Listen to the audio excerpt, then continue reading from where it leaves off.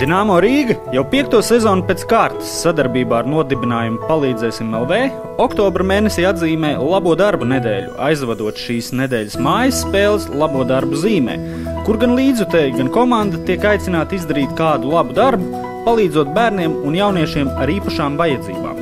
Dinamo Rīga hokejisti iesaistījās labo darbu nedēļas mērķu piepildīšanā, konkrēti nolemjot kopīgi sagādāt Kristapam nepieciešamo trenažieru – skrejceliņu, ko komandas kapteinis Gins Mēja kopā ar hokejistiem Gunāru Skvorcovu, Koltonu Gilis un Justinu Šagu nogādāja Kristapam uz mājām.